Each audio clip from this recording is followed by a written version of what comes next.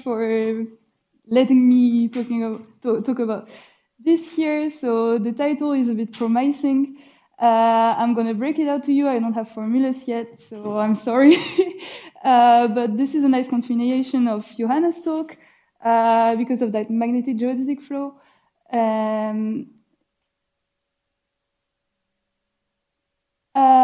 So I will first start by explaining those magnetic geodesics on S2. So Johanna already did kind of that example of CP1, but I'm going to go more on that example by giving a description via quaternions. So you can see already the link with hyperkähler structures.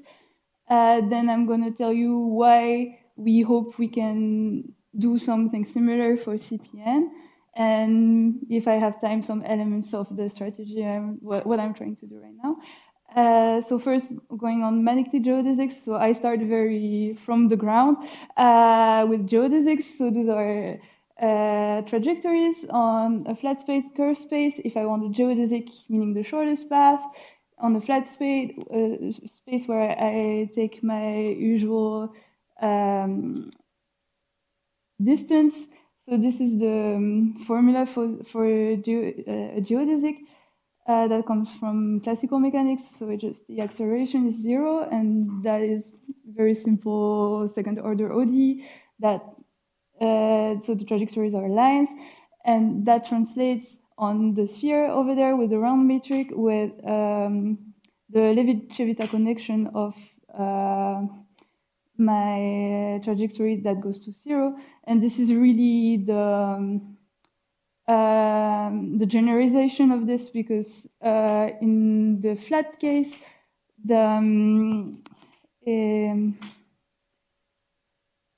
yeah, thank you. Crystal symbols vanish. Thank you very much.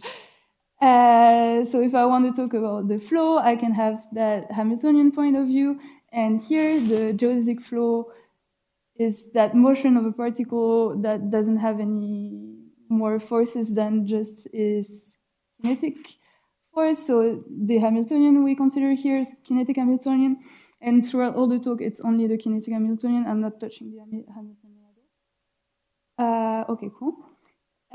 So now onto the magnetic. What does it mean? Johanna already kind of told us that we have that Lorentz force then that we add, that we perturb or equation with. So in mathematical terms, we take a skew-symmetric bundle isomorphism that is defined like this. So we choose a closed form, so on our base manifold, so here would be M. We call that the magnetic form. This is closed to form, and that can allows us to define through the Riemannian metric that Lorentz force. To explain maybe in more physical terms, if we remember our electromagnetism forces, we have that right-hand rule. So the thumb is going through the velocity, so this is my gamma dot. We have the magnetic field that is pointing with the index finger, and the Lorentz force will be our middle finger. So what it means really is that we can think our y, so y is my Lorentz force, as if I did a rotation, I multiplied by the complex unit I in that plane that is normal to that magnetic field. And that explains how I'm changing my equations. So here I'm just adding that term that is perpendicular to gamma dot. And in general terms, we just add the magnetic twist over there. Just here I'm doing a very simple twist. So on top. Oh, show me. Okay, perfect. I'll try to use that. Nice. So what it means, we have that bending phenomena, because this is also equation we can solve. Here's the solution. I did it again while I was doing the slides. And so really we see that bending. So we have circles and we have like more moving terms, and what happens for the sphere over here is we have circles of smaller radius. So this is like if my S is not 0, I just have trajectories that are circles of smaller radius, but for a fixed S, it's always the same radius, same anything. So again, very nice picture. So the question that was first asked is, can we study those magnetic systems as a one parameter family of flows, so with that S? So it means that I want to study all of those ones together. And so there's a theorem that says there is an easy in a sense, easy way on S2. That theorem is from Peter Albers, my PhD advisor, Andrew Geiges, and Kai Zemich. That states in English terms that all those geodesic magnetic flows on the unitary cotangent bundle of S2, I can get them by doing quaternionic rotates of the geodesic flow. And geodesic flow because it's our favorite one, but we can really take one, rotate, and go to another one. Yeah, maybe a bit of landscape. So how did that came from? So this is going to talk about a bit of contact geometry. So the first ones that got the idea of using that Hopf vibration are Harris and Paterna, and they did that same use of the Hopf vibration to see the flows on S3 for the geodesic flow on S2. Then we got the work of Gabriele Benedetti that talked more about those magnetic geodesic flow on S2 and really did that same theorem, but without those symmetries. This is really through symplectomorphisms. This is very subtle. This is hard symplectic geometry, at least to me. Like, I don't understand fully the paper. And so here comes that theorem from before that is clearly inspired from the theorem from Harris and Paterna. So very nice. So how do we actually do this? I put my round metric on S2, and I take my symplectic form. On S star S2, I have the Liouville one form that is defined like this, topological one form. And if I consider that I'm on a Riemannian manifold, I have also two other structure one forms on that space. So the first one, lambda one, that I get by Liouville-Cartan formulas is the same as the Liouville one form. I get another one. So here I put the formulas in R3. We can really put those formulas for any Riemannian surface. This is just, it's easier to write in R3. So there's no constraint that on the fact that we're on S2 is okay for any surface.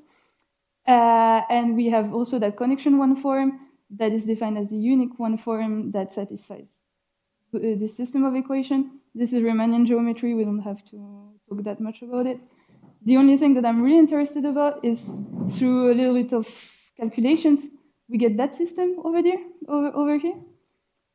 And that is a system that we'll see with another point of view, the point of view on S3, and that we can link those structure one forms with one forms on S3, and that's how we get that link. So maybe more about how it looks. I'm going to go fast because I don't have that much time. So here's how S is working, and if I can put my Lorentz force here, and the more I push, the more my S becomes bigger and bigger. So in terms of symplectic geometry, what happens? So you already saw that formula in Johannes' talk. So we deform our Liouville one form with that twist, that magnetic twist that you see here, and then we can go on and on up until S equals infinity, and we can make sense of that S equals infinity by going through an angle. So this form coincides with this form, where, so here are the circles coming in, and I go through a simplexization to make this work, but this is defined for all S in our board. So this is the way we can make that fiber flow that we're talking about work with that simplicity. So now a bit on quaternions. I'm assuming everyone has already seen the quaternion units. Those are really the Hamiltonian quaternions that follow the usual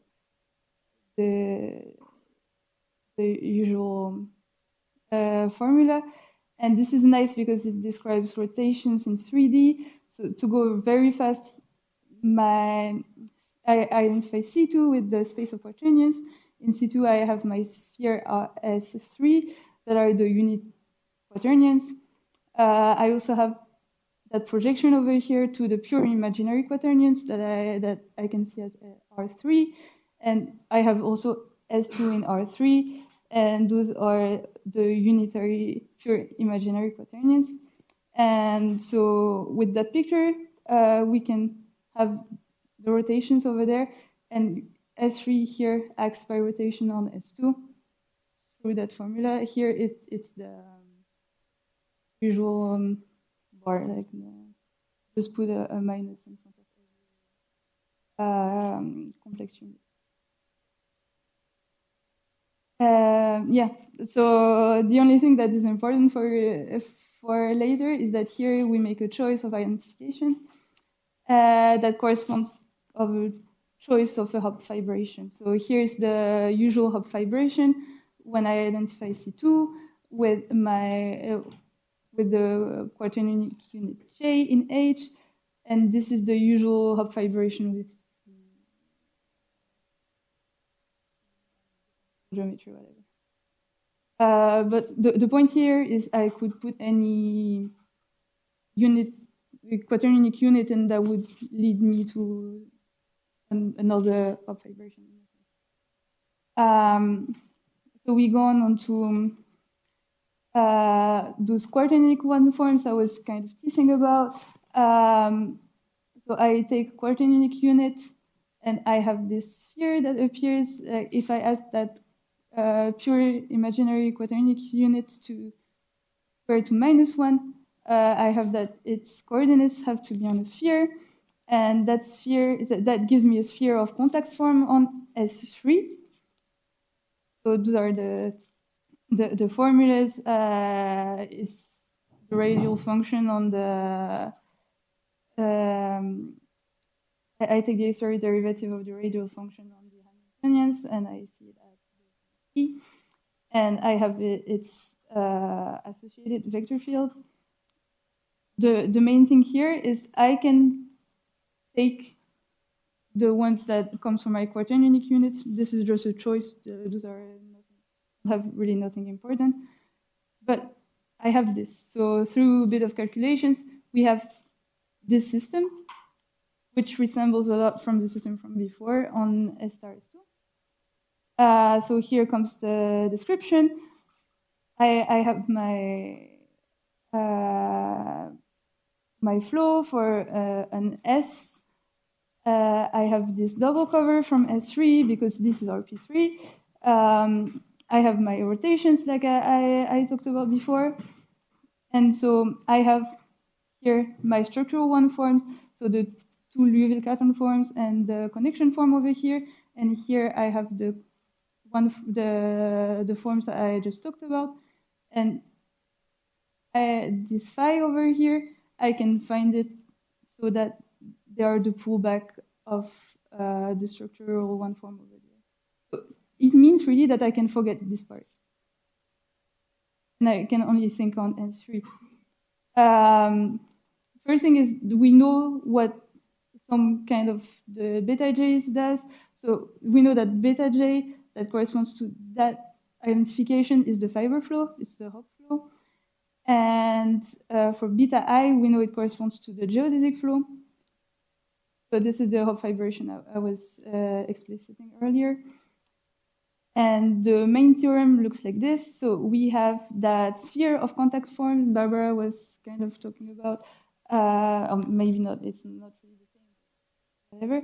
And so we construct a path over here of contact forms, and it behaves well with the symplectic forms. So here is the symplectic form that was written with the angle, and that happened that the exterior derivative of that path is the pullback of the.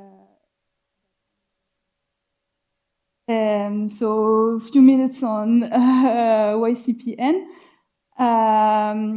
So this is a natural generalization because S2 is CP1, and it's good because Johanna already kind of talked about it earlier.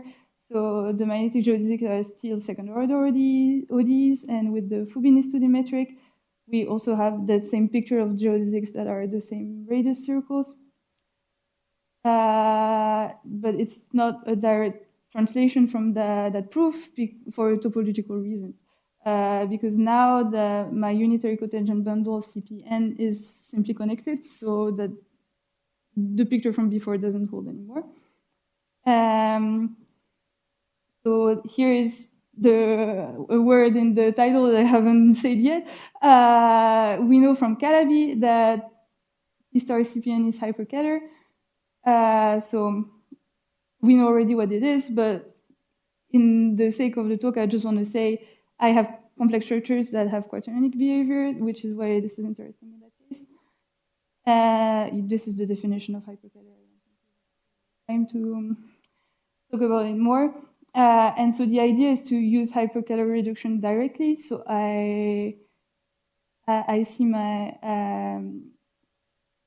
so yeah, I like a drawing here, but I would have my forms on that space, in that form of the space, and we saw that hyperkähler reduction from the tutorial of Barbara really has that pullback feeling. So the idea is trying to get formulas in that sense to get also the same flavor of the theorem from before. And like I said, I don't have formulas, so I'm sorry, this is going to end here. And I'm doing a little bit of advertising. So with Anna, that is over here in the room, and Levin, that already left, we are doing a workshop on billiards and quantitative symplectic geometry this summer. So it's mid-July. You are very welcome to come. We have flyers. So we can you can talk to us about anything. See if you liked Johanna's talk. She's one of the speakers there. So we are very excited to hear her again. And yeah, thank you. And I guess I have questions. So.